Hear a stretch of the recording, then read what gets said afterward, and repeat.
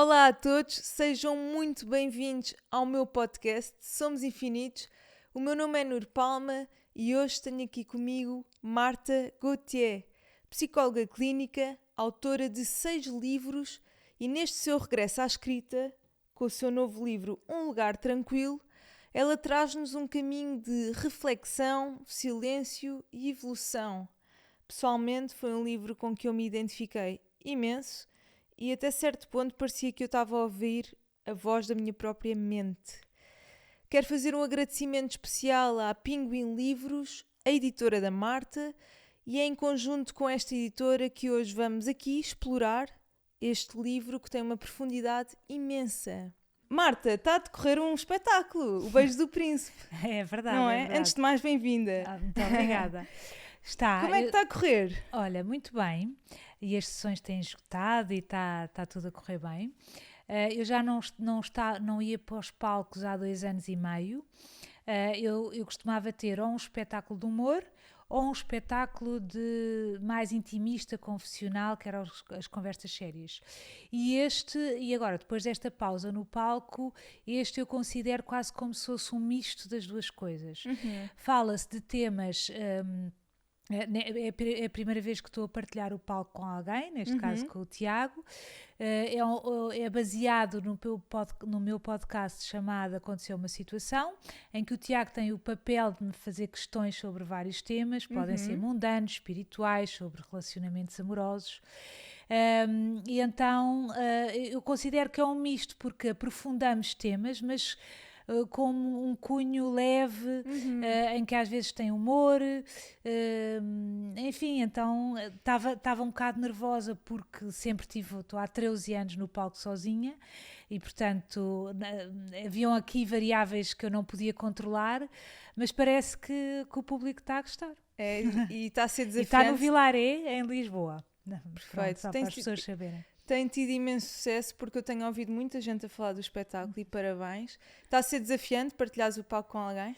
Tá, porque sou um bocado controladora e individualista. Sim. E portanto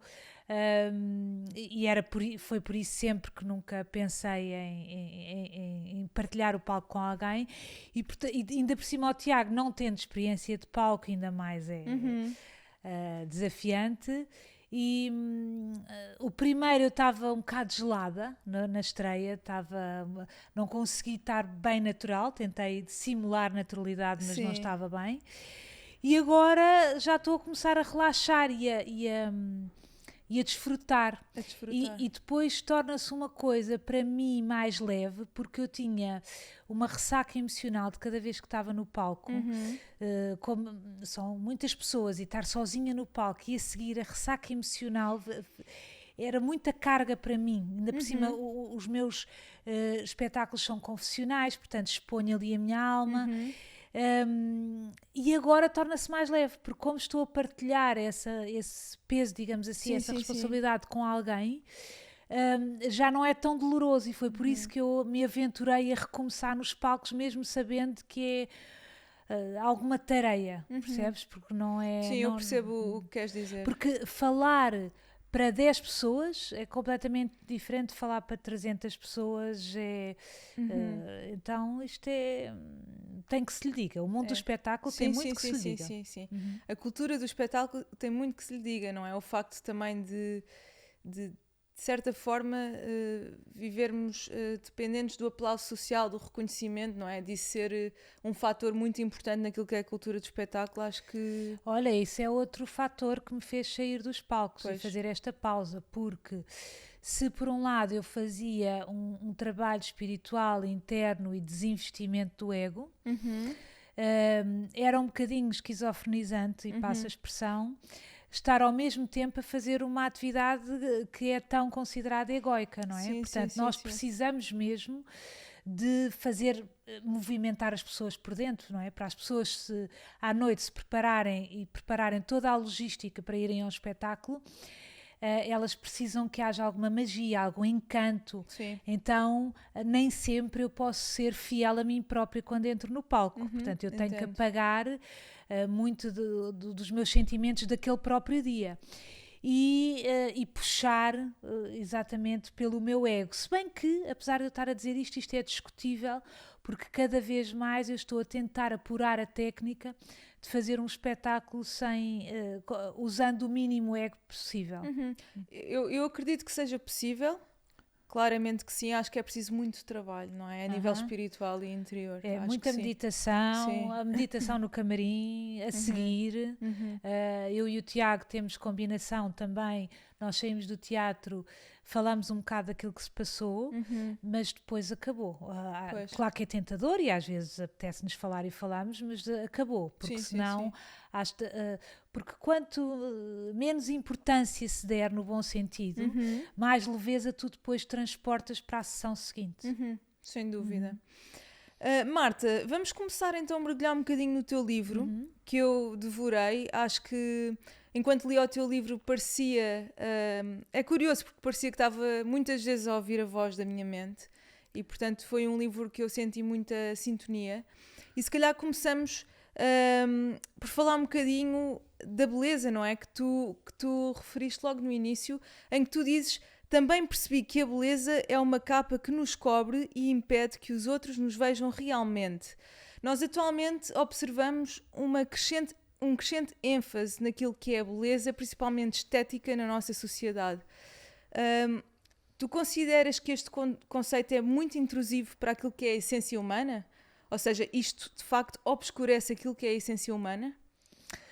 Então, isso tem várias facetas, que é... estás a falar de um dos primeiros textos em que eu faço um desabafo sobre o peso que a bênção, não é? Quem lhe chama bênção, da pessoa ter nascido com os traços bem desenhadinhos. Tudo isso, sabes que a geração... eu sou mais velha que tu, mas ainda assim, a geração dos nossos avós, dos nossos pais, era muito do parecer. Nós somos mais do ser e eles eram do parecer. Exatamente. Então, toda a estética era muito, muito valorizada. E, portanto, uma criança bonita era um grande motivo de orgulho, porque não se valorizava como hoje em dia a essência. Hoje em dia desbrava-se muito mais essa vertente. Sim. E então, esse texto descreve os danos que isso causou em mim e equívocos que causou em mim, nomeadamente, imagina, eu sofria porque um desgostozinho de amor de adolescente, não é? E a minha avó dizia-me: isso é indiferente, tens uma fila deles atrás de ti. Isto, para uma criança que leva muito a sério o que as pessoas mais velhas dizem, é um bocadinho dúbio e que gera muitas questões. Para já não é verdade, a pessoa não tem uma fila, quer dizer, não sai de casa e está uma fila à espera. E depois, mesmo que tenha, a pessoa está a ter um desgosto por aquela pessoa, pessoa que está a ter um desgosto. Então, para já, as pessoas não são substituíveis, ou seja, então este não me quer, não dá, é o próximo. Então é outro. Então isto gera quase uma coisa, é como se as pessoas olhassem para mim como se a beleza me fosse um salvo-conduto e fosse um abrir de portas eterno, número 1. Número 2, que é como se nunca davam a entender que a beleza, pelo menos tal como era naquela altura, é uma coisa que tem um princípio e tem um fim, depois, não é? É verdade, isso é uma questão muito importante. É como se... E depois é como se me tratassem com uma deferência, ou com uma... até tinha uma avó que contava-se isto até em piada em família, que ela tratava os netos bonitos de uma maneira diferente do que os netos não tão bonitos. Com uma cenobeira estética em relação a isso. E nada nos prepara que a beleza vai começar a mudar, não é? É verdade, sim. Tu falas dessa questão de quando começamos a envelhecer, não é? E de quando ficamos muito presos àquilo que é aparência, a queda é muito maior, não é? Sim, porque as pessoas valorizavam isso tanto em mim que eu achava que isso me ia... Como é que era... Na adolescência tu tens imensas questões angustiantes de identidade.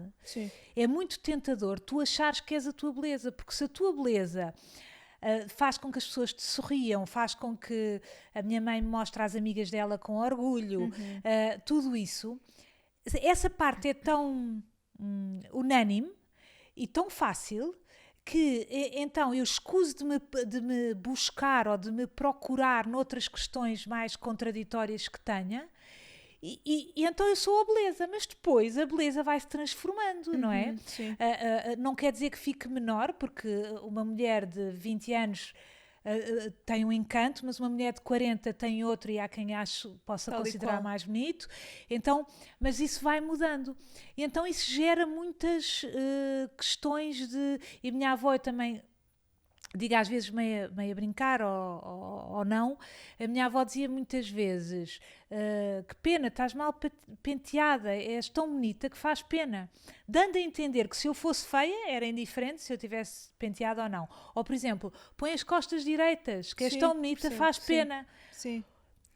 Esta coisa da escravidão à beleza, portanto eu tenho uma coisa que me foi dada, o mérito não é meu, e tenho que servir essa coisa, e portanto eu é como se fosse assim, os outros ficam um bocado entre o incomodados e com uma admiração por me ter sido dada essa coisa, neste caso a beleza, e o mínimo que eu posso fazer para honrar isso é eu estar sempre bem penteada, eu ter roupas de acordo com a estética dos outros. É que cansa ter que estar sempre bem e ter que estar sempre bem penteada. Para não incomodar os outros, porque os outros o que sentem é assim, já que isso te foi dado, faz uso. Porque se eu não tenho, ao menos que tu que tens, e eu queria tudo, menos, ainda por cima, eu venho de uma família de escritores, eu também tinha essa veia, eu tinha questões poéticas angustiantes, que eram um bocadinho contraditórias com eu estar de volta da minha aparência física. Então, tudo isto me gerou angústias, não é? E depois fui crescendo e o corpo foi mudando e enfim, isto que já expliquei. Sim. Eu estou totalmente de acordo contigo, porque eu considero que é de facto, tal como tu disseste, é mesmo uma escravidão, não é? E depois quando começamos... sei lá, ganhar rugas, o corpo muda, porque a vida é movimento, não é? E tudo muda. E ficar, portanto, tentar manter aquela beleza, nada contra cirurgia estética e etc, mas tentar manter aquela beleza com cirurgias e com botox e tudo mais, é viver de facto em prol daquilo que a sociedade espera de ti, não é? E acabas por não mergulhar naquilo que é a tua essência. Sim, e tu há bocado falavas disso, de hoje em dia estar cada vez mais a dar valor a essa estética, mas está a acontecer um fenómeno muito interessante e bonito, porque eu acho que o mundo está a evoluir e está a evoluir para melhor. Sim. Se por um lado há muito essa obsessão estética, por outro lado há um movimento fortíssimo de pessoas que estão cada vez mais a assumir-se ao natural. Sim, é verdade. Então é tão bonito isso, porque nenhum das facetas está errada. Cada mulher, estamos a falar de mulher, também podia ser de homens, porque somos as duas mulheres, estamos a falar de mulheres, mas cada mulher tem que encontrar o ponto certo, até que ponto é que tu estavas a falar de cirurgias, por exemplo, esse exemplo, é que está a fazer essas coisas por si, ou às tantas já está a vender a alma em nome de qualquer coisa. Uma coisa é fazer uma coisa para eu me sentir bem comigo no meu corpo, não é? Outra coisa é fazer em prol. É, porque às tantas depois isso tem um efeito perverso, porque depois se do lado de fora não tens o aplauso constante que essa operação te deu, aquilo que te custou em termos emocionais e financeiros, tu estás sempre em desapontamento. E então achas que o erro está, se calhar é preciso mais outra operação, porque aí vais ter o aplauso e então perdes um bocadinho o norte. Então isso é interessante. E outra coisa também que que eu senti durante o meu... eu acho que é sempre mais interessante ser mais velho do que mais novo. Eu sou muito mais feliz agora. Sim. Até porque a beleza, dita beleza da juventude, vai-se perdendo. E é um alívio. Para mim é um alívio, porque enquanto se tem, é como se... É uma responsabilidade, não é? É uma responsabilidade, e depois vai-se perdendo. Quer dizer, as caras já não viram todas quando a gente passa, e ao mesmo tempo isso dá uma liberdade. E de repente as pessoas começam mais a estar atentas àquilo que nós somos, e nós podemos fazer mais justiça ao que nós somos. Mas aquilo que eu fui sentindo enquanto crescia, é que as mulheres, ainda hoje se sente, não é? Que as mulheres estão sempre com uma culpa. Se calhar não descobriram o creme certo. Se calhar não fazem as massagens com a massagista certa para drenagem linfática, não sei o quê. Então é As como se dietas tivéssemos também, um não é? FOMO, Sim. o medo de estarmos a perder alguma informação, o creme de olhos certo. Então mais vale a pessoa baixar um bocado os braços e depois dar uma grande autoestima. Quanto mais parecidas nós somos, eu, por exemplo, hoje estou aqui contigo, maquilhei-me um bocadinho, mas normalmente não me maquilho e isso dá-me uma autoestima. Sim. E eu sei distinguir os dias em que eu preciso de me maquilhar e que é para mim, para eu me empoderar, ou porque estou um bocadinho em baixo, ou por qualquer coisa assim. Ou não, às vezes até é perigoso eu estar em baixo e maquilhar-me, porque parece que me estou a esconder e que aquilo que eu sou não é suficiente. Então tens que ir sempre fazendo este jogo. E depois há outras mulheres que não, que saudavelmente se maquilham todos os dias, ou que fazem operações estéticas e que têm isso muito bem controlado nelas. Sim, Então, se calhar isto tem um bocado a ver com a relação que nós temos connosco próprios, não é? Ou seja, até que ponto é que eu aceito em mim. Portanto, se eu estou bem em fazer cirurgias estéticas e estou bem em assumir isso, estou bem com o mundo, não é? Estou em harmonia. sim, mas muitas vezes as pessoas acham que estão bem em fazer, não é? Que as pessoas estão sempre, não, eu estou tranquila, esta também é época de está tudo bem. Está tudo bem, sim. Não, eu estou ótima, faço o que eu quero, o corpo é meu e eu faço sempre com este argumento que eu acho um bocadinho pobre, Sim, não é? sim. Porque não está em questão que a pessoa não faça, porque claro que o corpo é seu e claro. Que pode fazê-lo, mas muitas vezes a pessoa acha que está a fazê-lo por empoderamento e está a fazê-lo, na verdade, por subserviência. Sim. Que é em nome de uma estética dominante e eu tenho medo de ficar de fora dessa estética. Portanto, muitas vezes a mulher parece que, por isso é que esta época tem coisas subtilezas interessantes, parece que é empoderada, então eu faço o que eu quiser com o meu corpo, mas está exatamente a ter uma atitude machista, porque está a pôr-se dentro do quadrado do que é, digamos assim, de forma ligeira, que a maioria dos homens pretende, ou que elas acham que os homens pretendem. Não é? Vamos só fazer uma pausa porque eu tenho uma coisa para vos contar. Ultimamente eu tenho tido dias mentalmente caóticos e muito agitados. Normalmente procuro a psicoterapia porque eu acho que é a solução que me traz algum alívio e clareza àquilo que eu considero os meus maiores problemas. Há pouco tempo descobri a iWell, uma plataforma de psicoterapia online que é fácil, segura e super acessível. Mais do que isso, podes escolher o terapeuta com quem sintas maior compatibilidade. Caso sintas que está uma boa forma de cuidar da tua saúde mental, vai a www.iwellapp.com, faz o download da app e utiliza o código NUR20 para teres acesso a descontos exclusivos. Eu vou deixar o link e o código na descrição deste episódio, caso queiras ver todas as informações com mais calma. Marta, tu também falaste muito sobre a criança interior no teu livro e houve uma frase que me marcou imenso e que ficou mesmo dentro de mim, que é: perdi acesso ao que é ser criança por negligência da minha própria criança interior. E eu gostava de te perguntar para ti o que é a criança interior e qual é a relação entre, ou seja, como é que a nossa relação connosco e com o mundo está associada à nossa relação com a nossa criança interior? Pois, há alguns textos no meu livro que por diferentes prismas falam disso, porque foi uma coisa que com a qual eu me debati durante muito tempo. Porquê? Porque eu, tendo filhos, não é?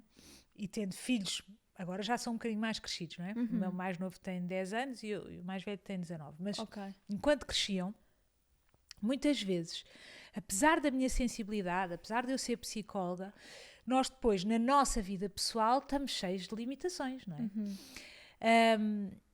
E o que eu notava, principalmente com as pessoas que nos estão mais próximas, e o que eu notava é que eu tinha uma dificuldade de empatia em perceber o que é que os meus filhos sentiam.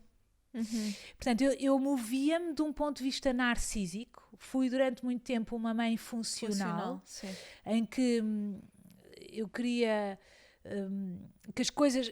E é muito tentador para as mulheres urbanas. Sim. É muito tentador que a gente funcione neste Matrix e as coisas têm que ser feitas, e é muito tentador virar uma mãe funcional. E um sistema em que tem muita energia masculina. Portanto, tu para agires neste sistema tens de que tornar ser homem altamente masculina, portanto altamente funcional, e portanto não há forma, tens que produzir e entregar resultados e estar a um ritmo alucinante. Não há espaço para a energia feminina, para criar, para sonhar, para relaxar, para o não sei, a energia feminina também é o não sei, logo se vê, a conciliar, vamos ver, amanhã é outro dia, e não há tempo, não é? Mas para além disso, portanto, para além de já haver esta tendência cultural, eu também tinha uma coisa narcísica de só conseguir ver o meu ponto de vista. Sim. Nas relações pessoais. Portanto, quanto mais as pessoas eram próximas, mais eu me sentia por alguma razão ameaçada, e ao defender-me ficava um bocado embrutecida. E quando comecei a explorar de forma mais séria, e esta exploração mais séria aconteceu há 9 anos desde que eu me divorciei, eu comecei a perceber que tinha a ver com este conceito que as pessoas falavam muito, e eu comecei a estudar muito sobre isso, sobre a criança interior, o que era isto, se era uma mariquice destas novas tendências, ou se era mesmo real, não é? Então eu percebi não só que era real, como fiquei chocada ao ponto em que há a negligência, o qual eu tinha abandonado a minha criança interior. Tal e qual, eu percebo o que dizes. E agora há aqui um ponto muito importante. Se tu, ao longo do teu crescimento, tu não foste digerindo as dores do passado, se não fores curando as feridas, porque todos temos feridas de infância, de adolescência, tudo isso, se isso não foi curado, tu, quando tens filhos, os filhos são como se fossem espelhos ambulantes que estão em casa. Imagina, se tu tiveste uma dor ou uma mágoa com 2 anos ou com 5, quando tu tens um filho que está a passar exatamente por essas idades, o nosso corpo lembra-se dessas idades. A cabeça às vezes não se lembra, mas o corpo lembra-se. Então, eu não quero olhar para a minha dor que eu passei com 2 anos, não é? Ou com 3, ou com 5, não é? Então, quando os meus filhos estão a passar por essas alturas, vou dar assim um exemplo grande, mas há milhares de pequenos. Os meus pais separaram-se quando eu tinha 2 anos, eu separei-me quando o meu filho mais novo tinha 1 ano e meio. Okay. Então, quando eles estão a passar por idades em que algumas coisas se tocam, algumas dores minhas podem tocar com as deles, eu não querendo olhar para as minhas, é inevitável que eu tente não olhar para as deles. Porque olhar para as deles implica que eu tenha que olhar para as deles com olhos de ver, implica que eu tenha de olhar para as minhas. Dando-te outro exemplo, imagina, se tu não tiveres a tua parte deprimida, o teu lado sombra, não vamos chamar a parte, o teu lado sombra trabalhado, ou pelo menos que tenhas essa consciência, se tu tiveres aqui uma amiga que começa a desabafar contigo e começa a chorar, por exemplo, que está com uma depressão ou está nesse dia mais deprimida, tu vais tentar que ela não chore. Estou a dar assim, de forma mais grosseira, mas só para se perceber. Tu vais dizer, não chores, limpa as lágrimas, tu és linda, do que vais dizer uma data de lugares comuns, tu queres é que ela não chore. Porque tu corres um risco, que é, se ela chorar, isto não é sempre assim, estou só a explicar. Se ela chorar, esse choro, inconscientemente, tu tens medo que acorde o teu. E tu não podes olhar para o teu, porque são tantos anos de atraso que tu ali não podes olhar. Então, por isso é que muitas vezes as pessoas que estão mais tristes são indigestas para os outros, porque os outros que não querem olhar para isso, de repente estarem em contacto com outra pessoa triste é mais difícil. Isto funciona assim também, com a criança interior. Se eu não olhei para as minhas questões da criança interior, quando outra criança está a passar pelas mesmas coisas, eu vou fingir que ela não está a passar por nada, ou seja, eu vou fazer o mesmo com esta criança que eu fiz comigo. Abandonaste-te. Exatamente. Então, eu ao perceber que eu não estava a conseguir empatizar muitas vezes com as dores dos meus filhos, foi por esse trilho que eu fui até à minha criança interior. Portanto, foi por amor a eles e por consequência por amor a mim. E por isso é que eu dedico este livro aos meus filhos, porque a dedicatória diz qualquer coisa como que aos meus 3 filhos, digo os nomes deles e depois digo porque de forma persistente me foram levando até ao meu coração, onde eu agora vivo. Porque ter crianças em casa é um luxo nesse sentido, porque é uma oportunidade terapêutica muito grande. E a pessoa pode escolher ser autista, digamos assim, a isso. Sim. E, portanto, não olhar para isso e tratar viver em fuga, tudo, não é? Em fuga e continuar a ser funcional e não olhar e tudo a despachar, enfim. Ou, espera, porquê é que eu não estou a empatizar com a dor dele? Porquê é que isto me está a irritar? Porquê é que ele me irrita tanto quando faz estas coisas? Não é normal. Eu ficar... Depois há outro fenómeno que é, quando, por exemplo, imagina que tu tens característica em criança que o teu pai ou a tua mãe não tinham, ou a tua avó não tinham muita pachorra para essas características. Então, tinham dificuldade em aceitar-te como tu eras nessa área. Se tu tens um filho parecido, por isso é que eu digo às vezes, quando as pessoas têm um filho com o qual embirram mais, normalmente é o mais parecido com elas próprias. Claro, normalmente. Claro. Sim. Ou quando elas eram crianças. Então, se essa parte tua não foi aceite e tu nunca elaboraste isso e tu sempre ignoraste isso e até tentaste disfarçar essa parte para granjear amor dos outros e nunca mais te soubeste colocar exatamente como és, se tu vais ter um filho que tem as mesmas características, tu, se viveres na ignorância, ou seja, se não fizeres essa pesquisa de forma séria, tu vais ter tendência a fazer a mesma coisa com o teu filho. Então vais embirrar com ele, vais chocar com ele. Só quando tu paras e percebes assim, o que é que eu não estou a aceitar nele ou nela, o que é que eu não estou a querer ver em mim?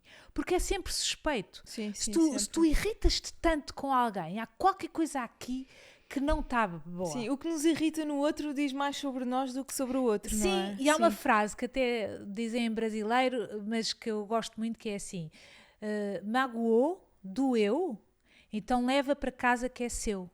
Então, tal e qual. Qualquer coisa que nos doa e nos magoa, a gente deve desconfiar. É qualquer coisa que a gente tem que trabalhar. Sim, sem dúvida. E eu tenho muito uma imagem na cabeça relativamente a isso que estavas a dizer, imagina que tens uma amiga que está mal ou que está deprimida e que começa a chorar e que, ou seja, esse tema de dizer que as pessoas projetam as nossas maiores dores, vem-me sempre uma imagem à cabeça como se nós tivéssemos, imagina o corpo cheio de feridas. Algumas que estão abertas, algumas estão por sarar, algumas que nós nunca olhámos para elas, então estão ali quase em inflamação. E estamos na rua e alguém vem contra nós sem querer, estava distraído. E nós ficamos passadas com aquela pessoa, mesmo tipo, a sentir uma raiva.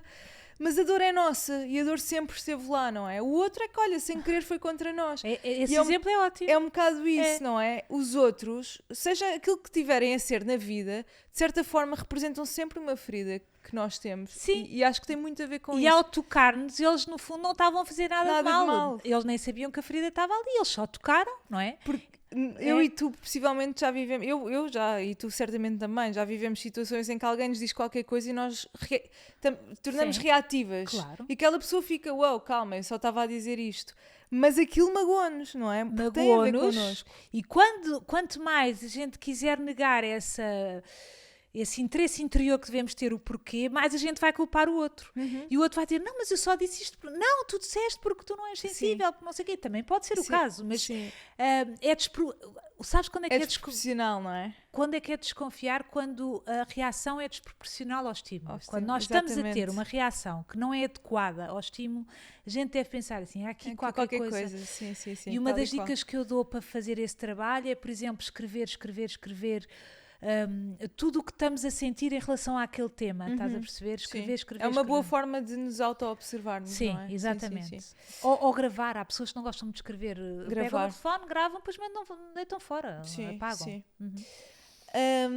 Enquanto li o teu livro, também passei por um excerto que me disse muito, porque eu fui descobrindo ao longo do meu crescimento uma voz interior dentro de mim que eu tentava não ouvir ou me distraía com outras coisas. o certo que eu gostei muito foi: as pessoas vão sempre dar-vos muitas opiniões sobre como se deve viver. Cada um de nós, dentro de si mesmo, já tem as respostas para a vida. Aprendam a reconhecer essa voz. Só que hoje em dia e sempre há um ruído constante, não é? Há muita coisa a acontecer, há muito entretenimento, há o álcool, há as compras, há muitas formas de escapismo. E portanto é muito fácil nós não ouvirmos essa voz. Como é que tu descobriste essa tua voz interior e se até certo ponto consideras que tu és a tua própria mestre, não é? E que não há mestres no fundo. Esse certo que tu tiraste tem a ver com um texto que eu escrevi em que incluo uma coisa que eu disse aos meus filhos, não é? Em que eu já lhes disse que durante a vida vai haver imensa gente a dizer como é que eles devem viver, inclusivamente eu. Porque apesar deste meu trabalho, eu não estou imune à cultura e, portanto, eu também vou-lhes tentar impingir lugares comuns e formas de viver, e eles têm que ter sabedoria para distinguir a tua voz da deles, não é? Sim, e procurarem essa voz e seguirem, mesmo que eu não concorde, ou mesmo que alguém não concorde, não é? Isto é que é a arte da vida, não é? É verdade, Porque isto é que é, o rasgo de gênio, que é se tu, por cobardia ou para ter o aplauso ou o amor dos outros, tu segues o trilho que já está traçado no chão, e então sim, vais ter sempre o quentinho das pessoas dizerem muito bem, enfim, mas depois não, muitas vezes até estás dormente e não estás viva realmente. Sim. Ou arriscas a seguir essa voz, mas depois pagas essa fatura. Sim, há uma consequência, há um custo, não é? Há um custo e pessoas que podem zangar-se contigo, claro. Enfim, e trabalhares também o porte para aguentares isso, porque os adultos aguentam a culpa, os adultos aguentam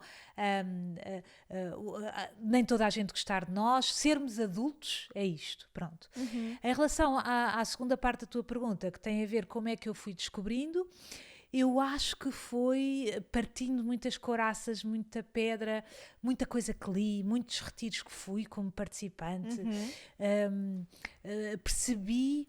Eu percebi, aliás, este livro estava para se chamar Abrir o Coração, mas acho que já havia um assim, então ficou um lugar tranquilo. Mas porque aquilo que eu mais queria era aprender a abrir o coração, e tive anos de volta disto. Eu percebia que o meu coração tinha um muro à volta, sim.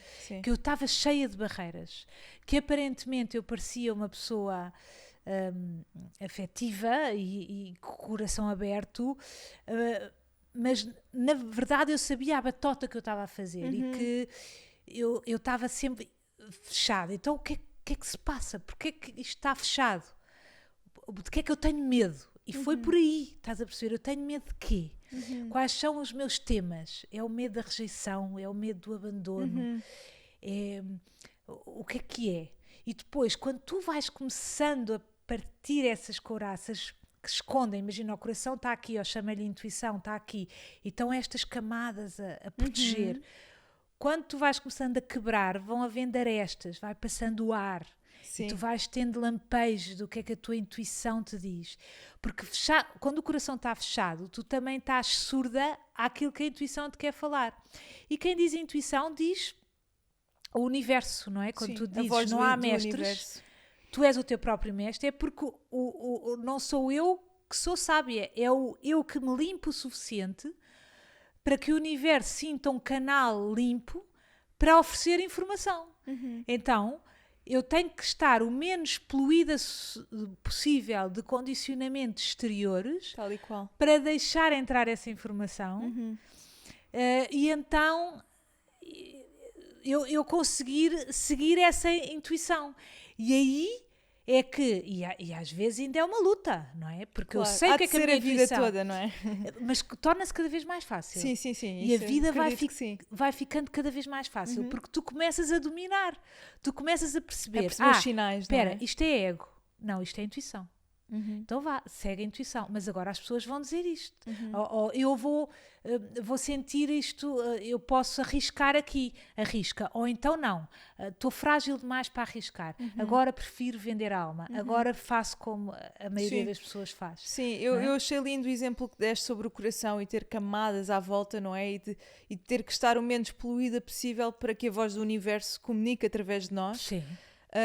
Eu acho que é tal e qual isso, e acho que isso é ou seja, estar o menos poluída possível, no fundo significa talvez estarmos em maior conexão connosco e sermos o mais autênticas possível com a nossa verdadeira natureza, não é? Estarmos totalmente conectadas com aquilo que é a voz da intuição. Ou seja, quando tu dizes essas camadas, esses condicionalismos, foram tudo coisas que fomos aprendendo ao longo da vida, mas que é importante sermos inteligentes para percebermos que isso já não nos serve a determinada altura, não é? E portanto isso é a poluição. Sim, e depois há uma coisa muito importante que é, o universo tem uma coisa muito inteligente, que é assim, se tu pensares que estás no comando, tipo, tu é que sabes. Ele diz assim, sabes? Tu não precisas de nós para nada, portanto vais só usar a mente, que como sabemos é uma escala muito diminuta, portanto sim. É isso que tu queres, então a gente sai. A gente deixa de te orientar e dizer para que caminho vais tu.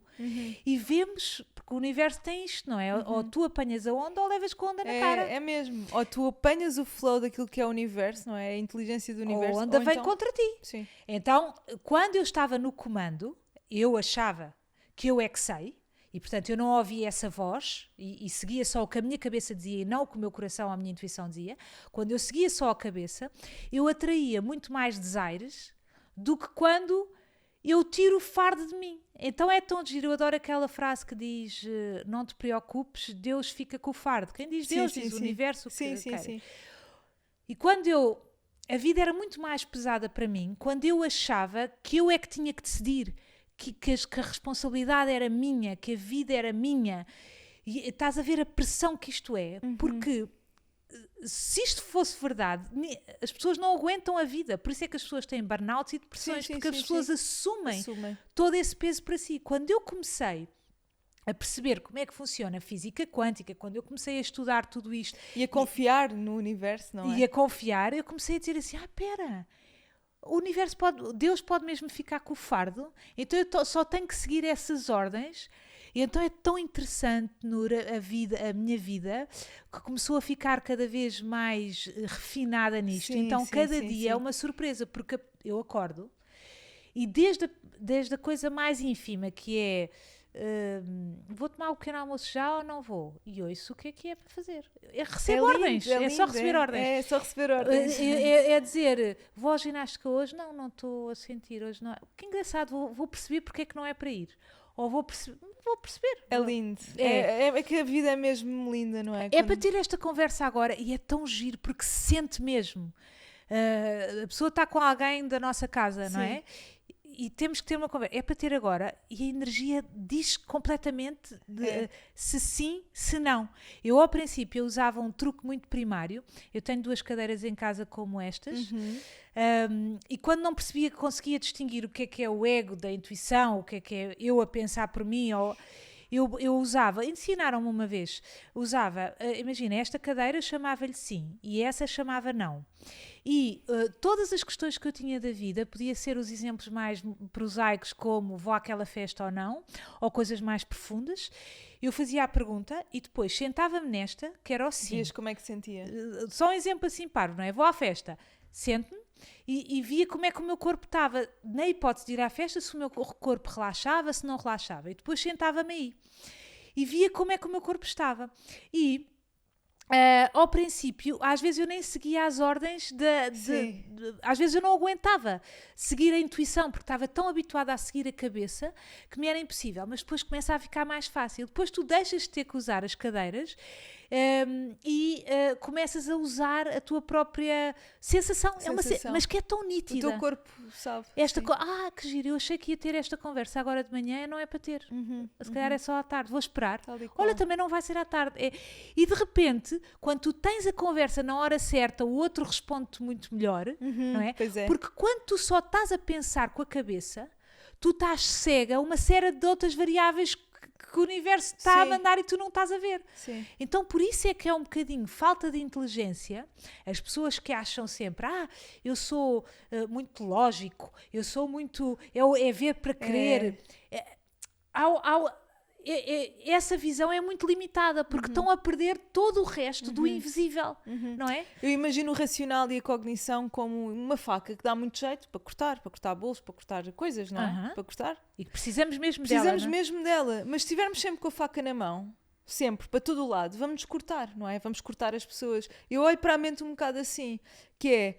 Dá muito jeito. Exatamente. E há que saber utilizá-la, porque se estiveres sempre com a mente para todo o lado, tu vais acabar por agir contra ti, não é? E por agir contra o universo. Exatamente. E pôr resistência nas coisas. E já que falaste dessa questão também das cadeiras, eu também faço um exercício muito interessante, que é, por exemplo, eu vou à festa ou não vou? Eu vou àquele jantar ou não vou? O que é que me faz ir àquele jantar? É o medo de não estar presente, ou eu tenho mesmo vontade de estar presente? Se eu agir sobre o medo, não é para ir.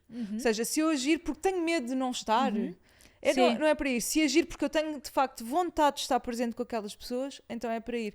Porque agir sobre o medo é, de facto, mau sinal, não é? E eu de antes até podia pensar assim, só que para mim der a cabeça, porque eu uma vez fui a um retiro como participante, há vários anos, e quando comecei a ir a retiros, e uma das orientadoras disse-me assim: Marta, e o que é que a Marta... Isso é o que a Marta pensa, mas o que é que o seu corpo diz sobre isso? Exatamente. E eu achei a pergunta transcendente, que eu nem sabia por onde começar, porque eu venho de uma família de filósofos, de escritores, estamos habituados a que isto é que conta, a cabeça é que conta, o corpo é ignorado e até se tem uma atitude blasé em relação ao corpo que não interessa, que é fútil, enfim. Portanto, eu nem sabia ler o meu corpo, o que é que o meu corpo queria. Então, às vezes nem temos esse contacto com o corpo, não temos essa sensibilidade de sentir o quê, não é? Nem há a ponte entre o que eu penso e o que o meu corpo... Quando eu comecei a perceber o poder que o corpo tem e que o corpo não consegue mentir, porque o corpo está sempre no presente, para já, e te dá imensa informação, eu aprendia com essas coisinhas básicas, que é, vou-me sentar aqui, estou relaxada com a ideia de não ir ou de ir. Olha que giro. E agora, e a minha percepção do corpo começou com exemplos tão primários como estes. Eu acho uma excelente estratégia. Tu pôres uma intenção na cadeira, este é o sim, este é o não, e veres como é que te sentes. Acho mesmo incrível. Marta, eu adorava falar contigo sobre o teu livro inteiro, mas como o tempo existe e é limitado, vamos falar agora um bocadinho sobre o amor. Porque é um tema que tem muito que se lhe diga. Tu no teu livro escreveste: quem ama está, mas eu acho que quem ama está onde quer estar e sente-se amado onde quer que esteja. Qual é a mensagem subjacente aqui e o que é o amor para ti? Pronto, nesse texto tem a ver, acho que é o texto, um dos textos que fala sobre a pressão da família. Sim.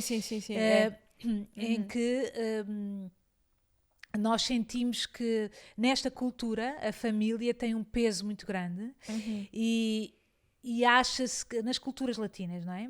Sim. Acha-se que a família é a coisa mais importante e que nós temos que estar com a família e que nós temos que aproveitar todos os minutos. Portanto, há muita cultura. E quem venha dizer o contrário é herege. E que não... É verdade. Não é? Há uma lealdade à família muito...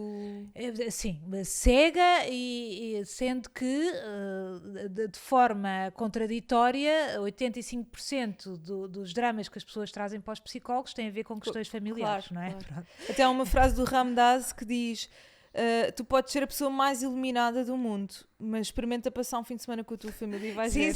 Sim. Já não lembrava que era dele, porque eu costumo dizer essa frase. Achas que estás evoluído espiritualmente? Sim. Então passa 15 dias com os teus pais e depois vamos falar. Não é? Então...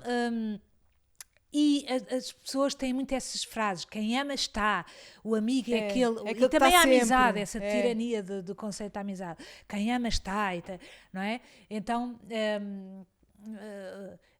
essas frases que são um bocadinho frases a fingir que têm boa intenção, mas no fundo é para manterem as pessoas todas ali alinhadas e estamos todos na sogra ao domingo a jantar, e estamos nos pais a não sei o quê à quarta, e estamos não sei o quê, e depois, se nós estamos sempre a ir, há pouco espaço para o rasgo, para para outras coisas, porque... E para sentir se nos apetece ou não, não é? Sim, porque se nós estamos sempre permeáveis ou expostos ao que a minha mãezinha acha, ao que o meu paizinho acha, ao que a minha avó acha, eu de repente, sem querer, deixo de... porque aquilo é tão quentinho, não é? O almocinho e faz uma sopinha que eu gosto e é tudo muito bom.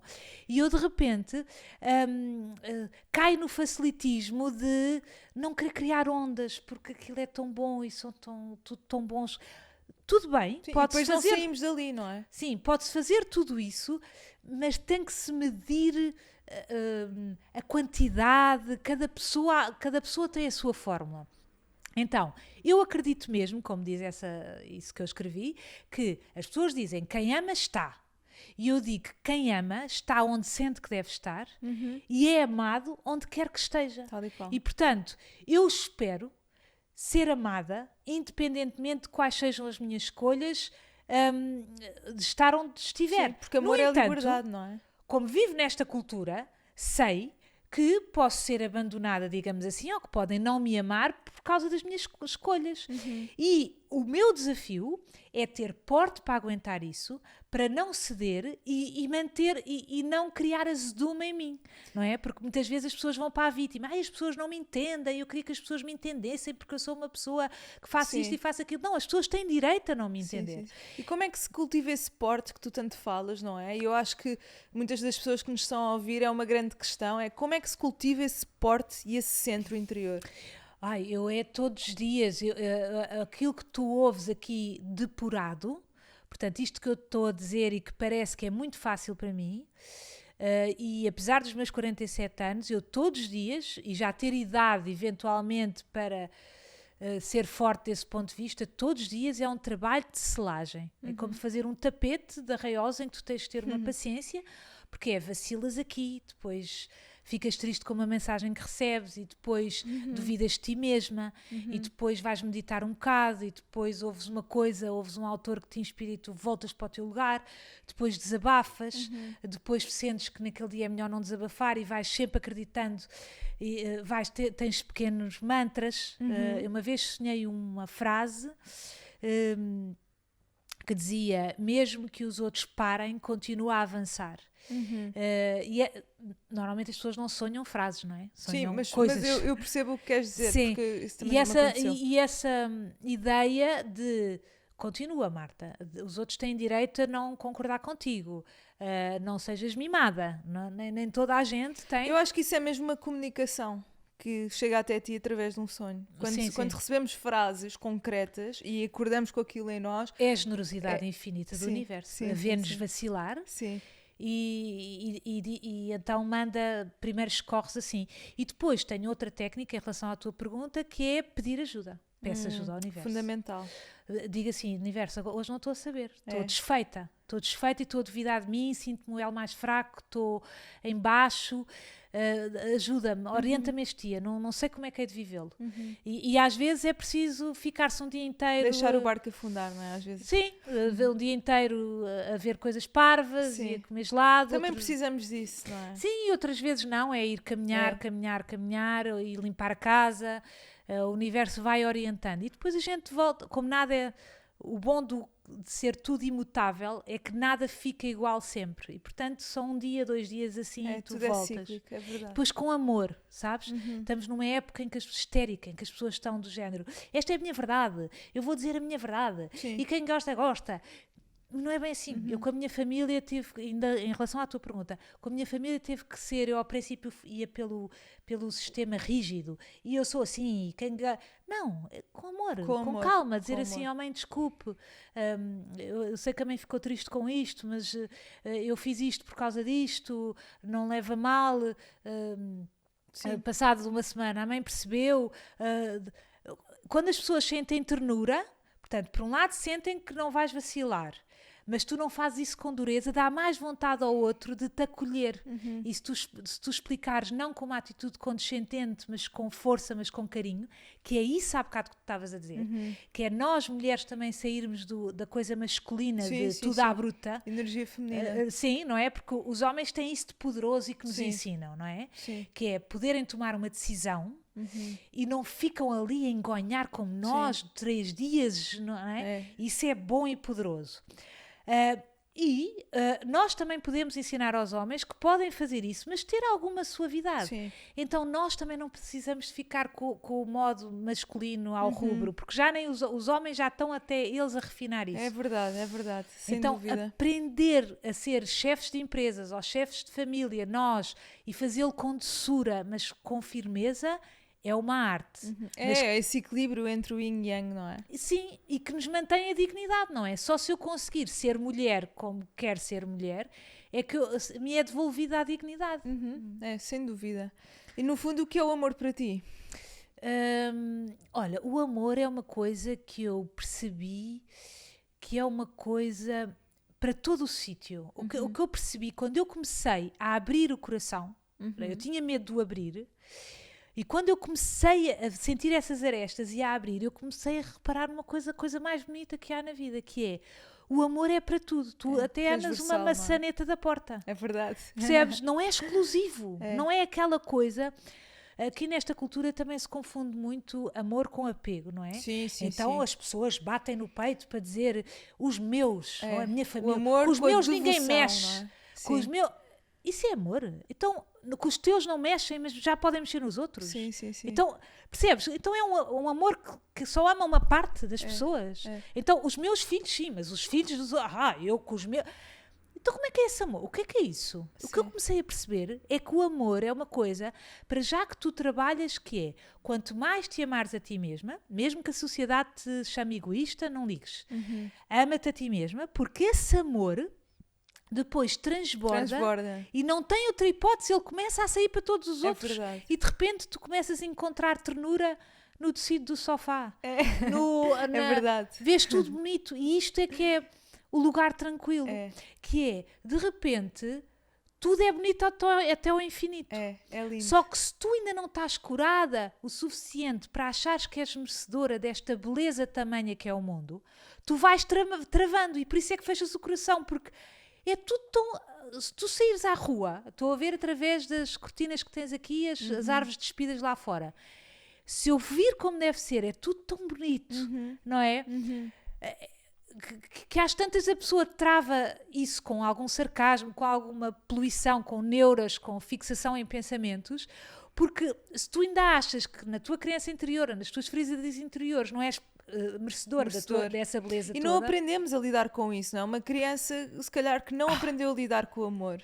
Claro, porque apresentam-lhe amor, não quero isso, eu estou habituada à dor. Claro, exatamente, porque se tu viste sempre os teus pais, sempre resingões e com tensão, há uma cultura que passa de pais para filhos, não é? Como os meus filhos me viram tantas vezes, e portanto, o não amor é mais seguro, porque se é isto que é a minha tradição familiar e eu quero pertencer a algum lado, então...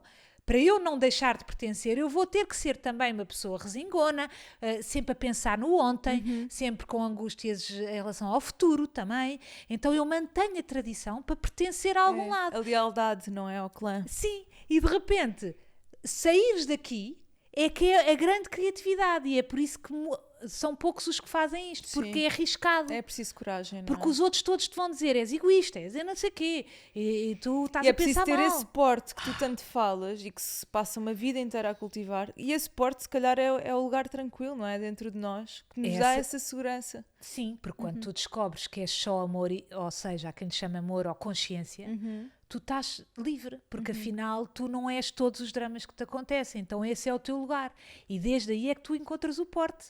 E é na meditação também vais encontrar, não é? Tu percebes, isto que os espirituais dizem é mesmo verdade, eu sou mesmo consciência. Então eu tenho, a partir deste lugar, eu consigo ser mais forte do que se eu estiver neste lugar mental sempre angustiada e sempre a viver a novela que acontece dos sentimentos, das emoções, dos pensamentos. É verdade. Marta, olha, eu queria te dar os parabéns mesmo por este livro, porque acho que tu puseste mesmo o teu coração aqui, acho que é mesmo um pedaço de arte. Acho que toda a gente que nos está a ouvir vai certamente procurar mais, porque quem te ouve aqui falar percebe que há muita essência humana aqui, há muita vida, há muita superação de desafios, e tu trazes aquilo que é a real dimensão interior, que nós todos vivemos aqui dentro, mas que ninguém sabe falar bem sobre isto, ninguém consegue bem expressar cá para fora, e acho que tu aqui conseguiste, e portanto acho que é uma ferramenta mesmo de desenvolvimento pessoal. Vou-te fazer mais 2 perguntas, e estas eu faço-as a todos os meus convidados. Se hoje fosse o teu último dia na Terra e pudesses deixar uma mensagem ao mundo, e só uma, qual seria? Ai, eu não estava preparada, mas vá. Sabes que eu antes costumava enviar aos meus convidados estas perguntas para se prepararem, mas agora gostas da surpresa. Eu percebi que funciona melhor se não enviar. Pronto. O que me salta logo é dizer que somos amor, só que é tão já um clichê que temia, se fosse o meu último dia na Terra, que as pessoas não tomassem muita atenção. Mas eu acho que não consigo escapar disto. Há uma coisa que eu também não consigo fugir, que é a minha maior paixão, é o silêncio. E o silêncio é... Então talvez eu dissesse às pessoas para se calarem. Sim. Não é? Para terem a coragem de ter um minimalismo, que isto também é sustentabilidade e também é ecologia, o minimalismo nas suas palavras, e começarem a observar o que é que acontece. Sim. Porque é milagres. A pessoa questionar-se, eu quero mesmo dizer isto, seja a senhora do café, seja a namorada ou o namorado, seja o irmão, eu vou mesmo dizer isto, eu quero dizer eu quero mesmo dizer que parti a alça da carteira, isto agora eu quero, se for mesmo importante, diz. E depois começarmos a ver, porque de repente ganha-se um espaço, tu começas a ter informação que não tinhas antes. Sim, há uma frase lindíssima, que agora já não me estou a lembrar do autor, que tu possivelmente conheces, que é: a grande parte dos problemas da existência humana nascem da incapacidade do ser humano de estar sozinho no seu quarto, sentado, em silêncio. Sim, ainda ontem o Tiago me falava dessa frase, e estávamos a discutir se seria do Voltaire ou não. O grande problema do homem é não saber estar 10 minutos numa cadeira, em silêncio, calado. Sim. Pronto, foi assim algo. E isto é uma frase que eu amo mesmo. Também não me lembro do autor. Pergunta: se pudesses recomendar só um livro ao mundo, qual seria? Olha, até tem sido um que estou a ouvir agora pela segunda. Eu li-o há alguns anos. Ok. E agora o Tiago tem insistido comigo para eu o ouvir outra vez, que o Tiago ouve livros. Ok, que engraçado. É peculiar, isso não é comum. Sim. E então ontem ele pôs-me a ouvir o livro e eu disse assim: caramba, eu li este livro. Foi dos livros mais importantes que eu li. E que pena, que bom eu estar outra vez em contato, e até vou comprá-lo outra vez porque já não sei onde é que ele está, que é do Michael, eu acho que ele é Michael A. Singer, e chama-se Libertação da Alma. É dos livros, olhem que eu já li muita coisa disto, é dos livros mais bonitos que há de trabalho interior. Sim. Não sabia que havia tradução para português. O livro em português e há também... Espetáculo, grande referência. Marta, mais uma vez obrigada por teres vindo até aqui. Foi uma conversa muito boa e ficaria muito mais tempo a falar contigo. Foi um prazer. Para mim também, soube-me mesmo bem. Muito obrigada. Obrigada.